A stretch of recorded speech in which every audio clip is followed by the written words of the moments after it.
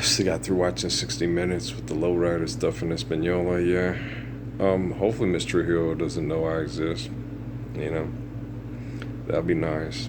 The one guy in Albuquerque, the former drug addict and stuff, that doing excessive and compulsive activities for your extortion, your exploitation, your existence, it's psychologically, mentally, and emotionally damaging. Not to mention physically, when you work in a paint booth and you do all that stuff, and even with all the equipment and stuff you can wear, it's still, you'd have to be in a Kim suit, kind of thing all the time, which I'm sure he probably didn't do a lot at first. And so that's physiologically going to affect you psychologically, mentally, and emotionally. So it's very damaging when you do too much excessive compulsive work for things that are not necessary. We should be living in the Lord's power. So, it's a brain chemical addiction that we're forced into because we're denied the perfection of the Gospels by a real living Messiah. So when you sit and you watch it and you see,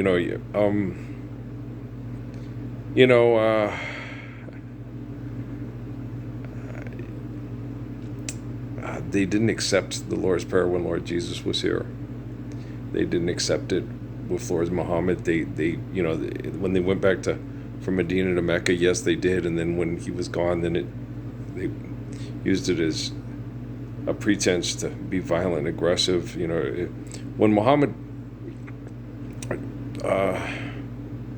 like King David and Solomon, people came to them and said, "Teach us how to worship God. Teach us how to be good men."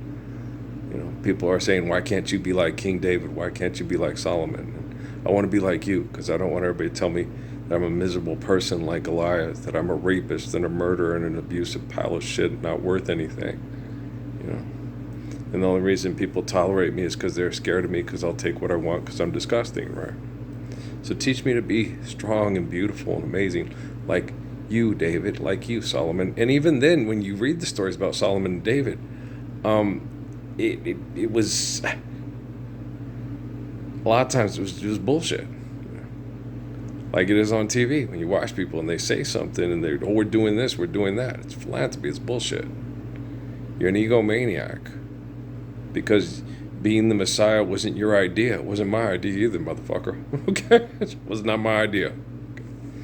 If y'all was living the Lord's Prayer before I was born, I wouldn't have this responsibility thrown upon me to save all your children from you with your own technology that's no longer going to be yours because I have to take control of it to save children from your ego. You think I like this? Think I enjoy it? You think I enjoyed my wife being sexually abused by the military?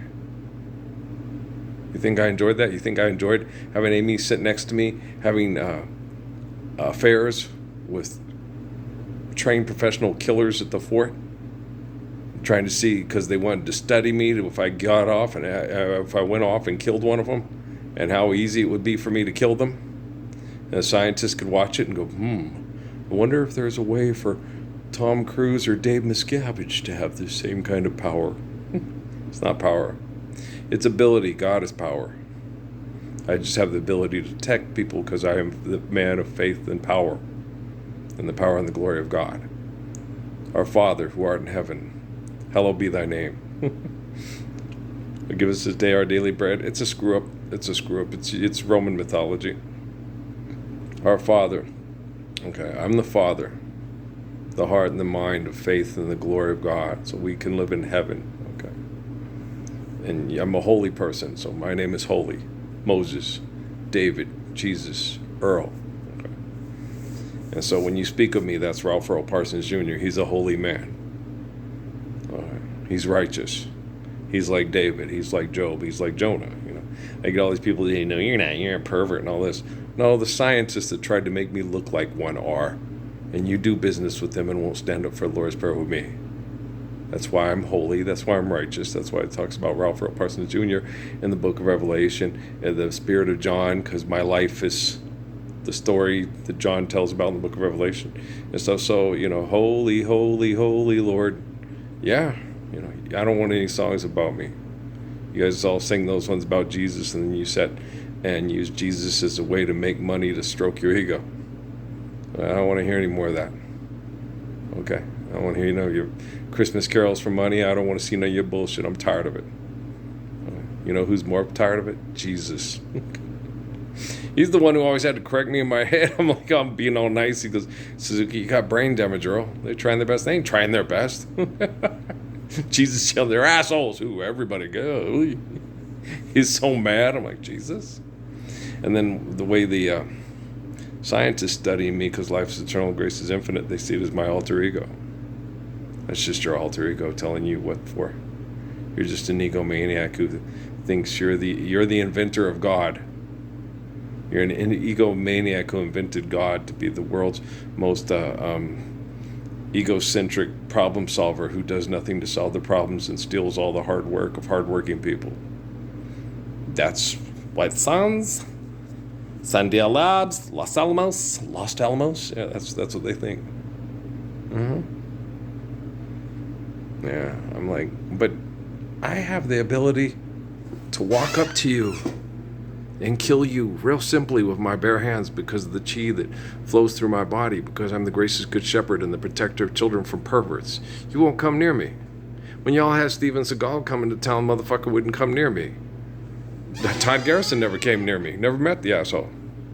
When Susanna Martinez saw me, she sent her little trained dog, military trained dog to mean mug me in the bathroom, and I laughed at him. I'm like, you gotta be kidding. I just shook my head. I chuckled. I'm like, really?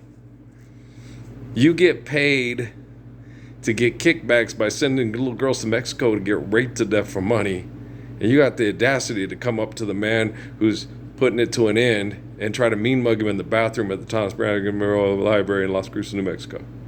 And everybody filming this, and Dave Rockefeller, man. They'll gladly kill over me and my grandpa's money and watch you and Jesus die, Parsons. He hated you. And I understand. I understand David Rockefeller's loathing to most people, why he hated them so much. When he walked me through Sierra Vista, walked me through the Salvation Army, Catholic Social Services, the Mormons, they're all assholes to you.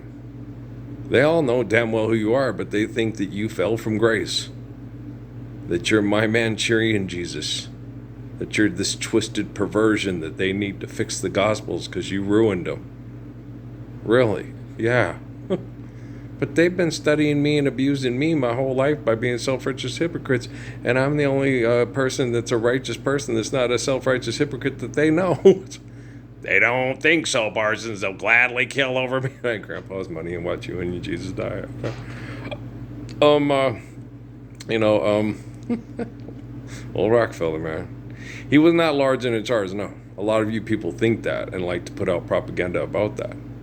He obviously, that Dana, that gentleman that called himself Dana, that was a hitman for the mob, he said, the old school billionaires, they want to show you to the world and tell everybody who you are, and let's let everybody come and challenge Parsons and see how they do. He said the new money ain't down with it, though. They're not going to let them. And I thought, that's bullshit. Then I sit and watch these new texts and go, oh, it's not bullshit at all. No. Rockefeller was never in charge of the monster. He was just one of the monsters. Philip Rothschild was never in charge of the monster. He's just one of the monsters. And then they decided, we're monsters. This needs to quit. This is horrible. Especially by watching me. Rockefeller and Rothschild watched me my whole life. And when you have the opportunity to watch me navigate through monsters and keep, do my best to protect people and keep them safe and keep myself from being a monster so I can protect people from being monsters, it's pretty awe-inspiring. It's pretty wow. And David Rockefeller, got to do it from before I was born. So did Philip Rothschild. It's kind of like Jonathan with David. Wow.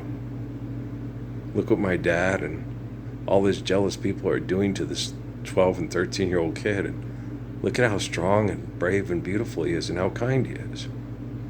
And they're all angry at him and jealous of him. And prophecy says he's going to come and replace them because they need replacing. And Jonathan totally got it. Jonathan became David's best friend. all the time his dad Saul was telling him that's the bastard that's going to come and take your legacy, take away our family legacy. And Jonathan had to spy on David with his rotten father and go, well, I can see why prophecy says David was going to come save us all from people like you. Dad, you're a bastard. Okay, basically, he didn't want it to be. And then when David, when old Michael Youssef, he told Jonathan to lie for. No, Jonathan was protecting David from his father. He knew how bad his father was. He was raised by him.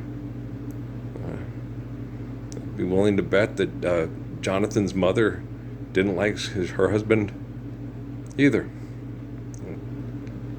If you see somebody be jealous of somebody who's good, and then try to destroy him because they're not good, and then they want to replace him with their jealousy, that's insane, right? So don't do that. Okay, don't do that. When somebody is righteous and you know he's righteous, okay, don't try to kill him and replace him with you. It's not possible. Truth can exist without lie, but lie cannot exist without truth. I am the way, the truth, and the life. I am the light and the way. None unto the faith of the eternal perfect Father except unto me. All right? There you guys. So I'm thinking, let's see how quick this one loads. The last one, the first, the boat ride bedroom, that one took like 2.5, 3 hours to load. I got to go outside. I got myself up. I shot baskets for an hour in there listening to my, oh, we could be on a desert, lost without a place to go. But we're so in love with each other. Listen to my, and my sail and I think one of her songs played. Yeah. What else? I got all kind of eclectic music up on there. I had that and OMD and Simple Minds. If you leave, don't leave now. I made it very eclectic because I made the MP3 for the kids to come and my nieces and nephews come and have barn dances, but they don't show up. I make people uncomfortable. Well, if you ain't living the Lord's Prayer and ain't standing up for a living Messiah, I want to make you so uncomfortable that you're not comfortable till you do. Okay? I love you, all right? Peace.